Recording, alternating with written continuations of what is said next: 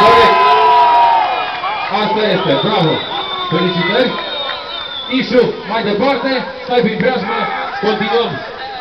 Au rămas perechile câștigătoare pe care le facem acum.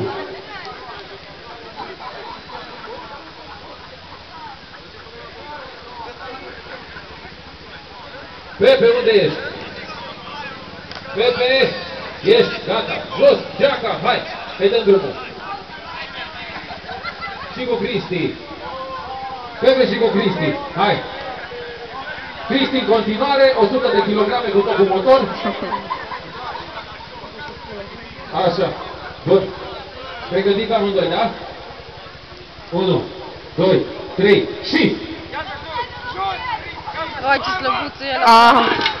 Ai, cât de mic e de-a dracu! Fără să loviți, fără să loviți! Doar trebuie să-l împingi afară, sau poți să ridici și pe sus, cum vrei, fără să lovești.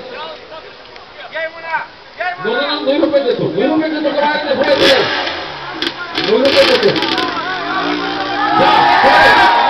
Corect, felicitări! Pepe, ai pierdut? Asta e! Felicitări! Pentru participare!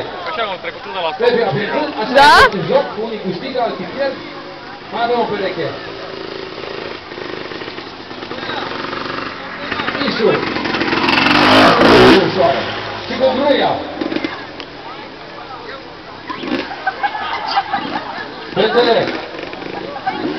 Ișu vrea să-și dea pantalonii jos. Dacă săriți cu banii, poate face treaba. Dacă nu, pauză. Bine, gata. Ișu și cu Gruia. Hai să vedem, îi încurajat un pic sau nu? Așa, să aud!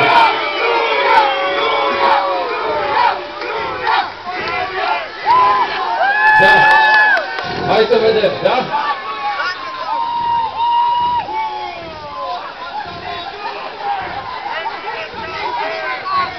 Da, hai că-i dăm drumul. Ați reținut fără să loviți. Fără lovituri, da? Un pic mai în spate, te rog frumos. Așa, amândoi la mijloc. 1, 2, 3 și cine iasă pierde. Cine iasă? Hai să vedem. Da, corect. Nu loviți. Te ascult. Asta e. Fără lovituri. Ișu merge mai departe.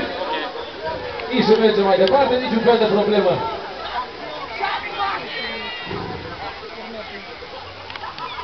Oameni buni, avem și finala. Ce faci, te îmbraci? Te îmbraci? Ești în finală, te anunț. Ești în finală, te anunț.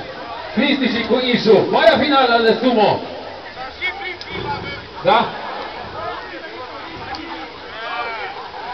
Bun. Ok, amândoi pregătit. Gata. Nu. Am stabilit?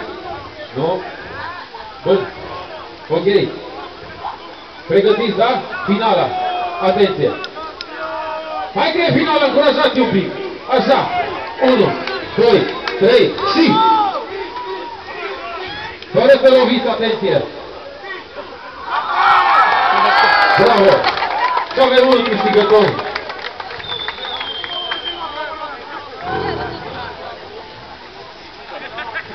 Da. Ce vă spuneam eu la început?